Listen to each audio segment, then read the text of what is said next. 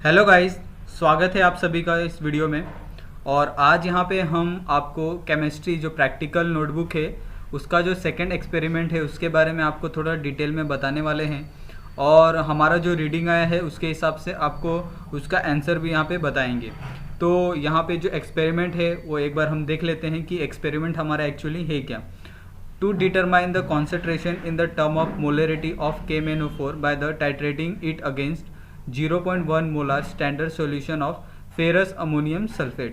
तो हमें यहाँ पे बेसिकली क्या करना है, टाइट्रेशन करना है। ठीक है, टाइट्रेशन क्या करना है, जो मोलरिटी है KMnO4 उसको किसके साथ टाइट्रेट करना है, जो 0.1 मोलार फेरस अमोनियम सल्फेट दिया है उसके साथ करना है।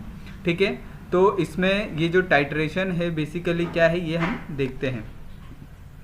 तो यहाँ पे जो हमारा पहला स्लाइड है एक्सपेरिमेंट का उसमें हम एम दिया है, ठीक है, थियोरी दी है और हमें इसमें किस तरह से हम जो फेरस अमोनियम सल्फेट है इस किस तरह से हम इसको प्रिपेयर कर सकते हैं उसके बारे में यहाँ पे बताया गया है। तो यहाँ पे जो molar mass of ferrous ammonium sulphate होता है उसको किस तरह से हम कैलकुलेट कर सकते हैं। तो यहाँ पे उसका फॉर्मूला दिया है FeSO4 NH4 2SO4.6H2O। तो यहाँ पे इसका जो टोटल मास है, मोलार मास है, वो है 392 ग्राम पर मोल। ठीक है, तो यहाँ पे अगर 392 ग्राम पर मोल ये 1000 ml के लिए है तो हमें कितना से प्रिपेयर करना है लैब में, सिर्फ 100 ml प्रिपेयर करना है, कितना 0.1 मोलार। ठीक है, तो उसके लिए हमें कितना रिक्वायर होगा, तो हम सिंपली क्या करेंगे, जो 392.100 मल्टीप्लाई बाय 0.1 ये हमारा कॉन्सेंट्रेशन है और उसको सिंपली हम किससे डिवाइड कर देंगे, 1000 से। ठीक है, तो हमें कितना मिलेगा, 3.9 ग्राम। ठीक है, तो हमें 3.9 ग्राम ऑफ जो सॉल्ट है ये हमें लेना है, फेरस अमोनियम सॉल्ट।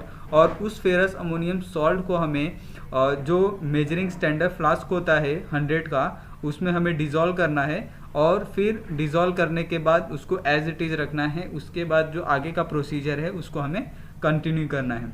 तो इसमें जो अपैरेटस लगने वाले हैं, यानी क्या क्या इंस्ट्रूमेंट हमें लगेंगे, स्टैंडर्ड फ्लास्क 100 ml का, बैलेंस हमें जहाँ पे वे करना होता है इसको, वॉच ग्लास जिस पे वे करना होता है, बीकर, ठीक है, और एक ग्लास रोड।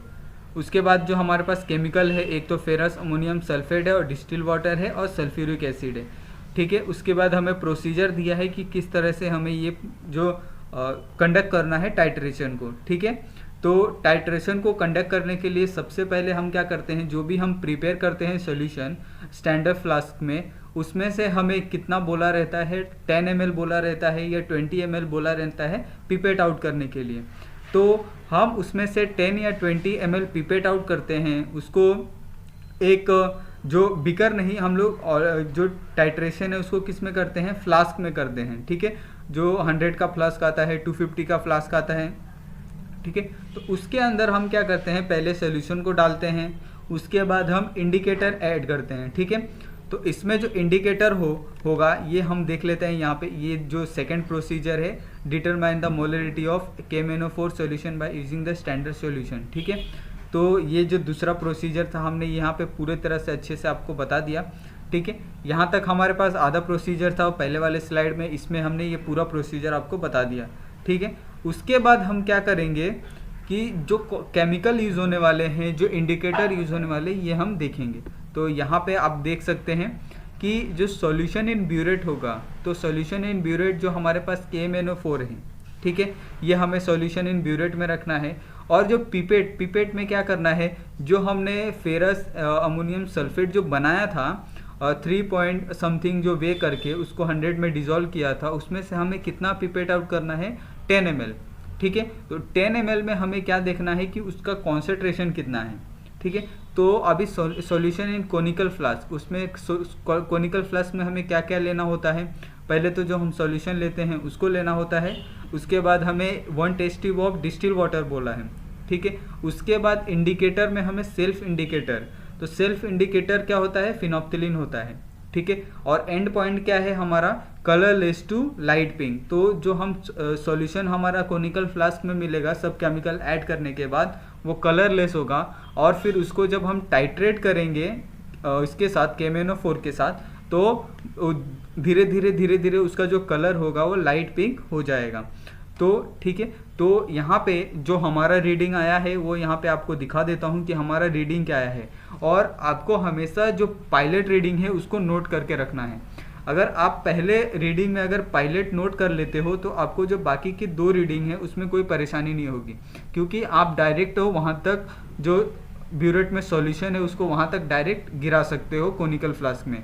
नहीं तो फिर से वापस अगर आपको पायलट रीडिंग नहीं पता तो आपको वापस धीरे धीरे टाइट्रेशन करना पड़ता है। लेकिन अगर आप स्मार्टली करोगे तो आप एक बार अगर आपको पायलट रीडिंग पता चल जाएगा कि हाँ ये वाले रेंज में मुझे मिल रहा है, तो आप वहाँ तक डायरेक्ट जो सॉल्यूशन है उसको कोनिकल फ्लास्क में ले लोगे। उसके बाद वहाँ से आप एक ड्रॉप आप क्या करोगे उसमें ऐड करोगे, तो उसके बाद आपको पता चलेगा कि मुझे एग्जैक्ट रीडिंग है वो कहाँ पे आ रही है। ठीक है, और यहाँ पे जो 3 रीडिंग है ये आप देख सकते हो, तीनों रीडिंग में जो 11.7 है हमारा एक कांस्टेंट रीडिंग आया है।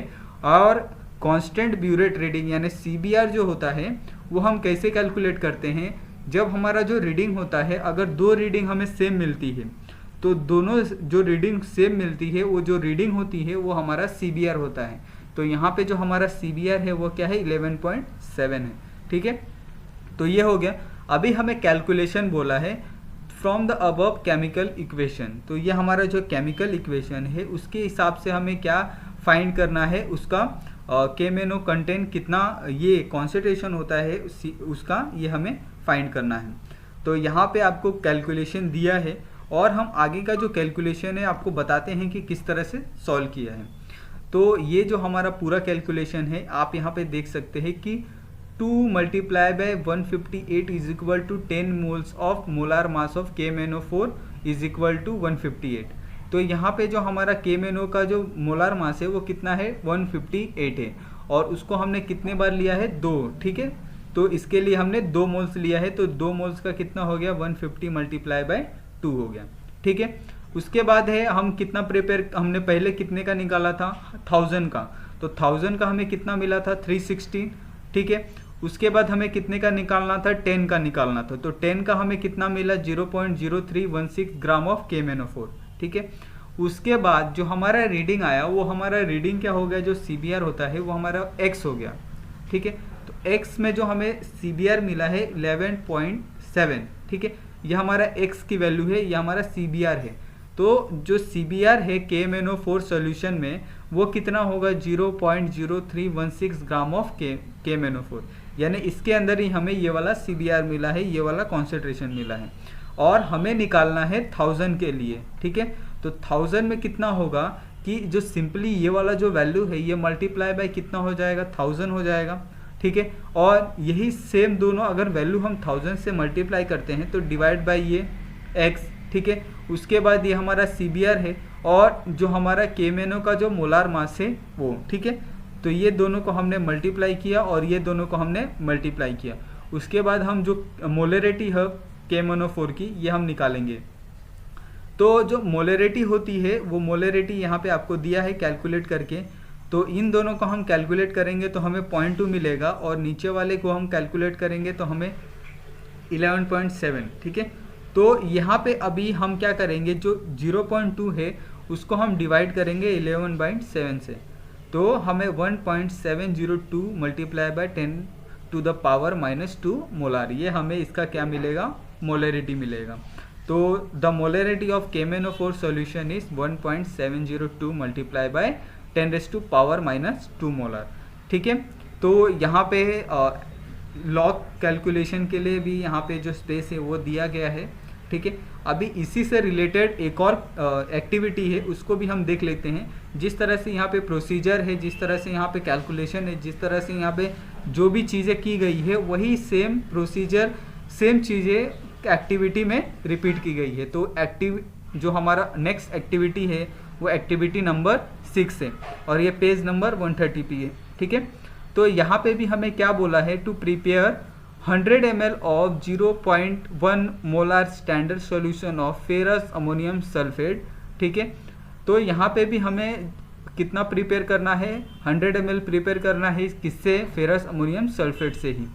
तो same procedure, same theory, same application, same chemical reaction, same procedure, और जो रिजल्ट आएगा वो डिफरेंट होगा और जो उसकी रीडिंग आएगी वो डिफरेंट होगी, लेकिन जो बाकी सब चीज़ें हैं वो क्या होगा, एकदम एज इट इज़ सेम रहेगा।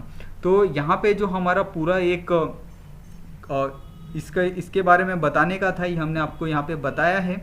तो अगर आपको इसमें कोई भी डाउट हो, कोई भी अगर परेशानी हो, तो आप हमें बेझिझक कमेंट कर सकते हैं, कुछ भी हमसे पूछ सकते हैं इस एक्सपेरिमेंट के बारे में।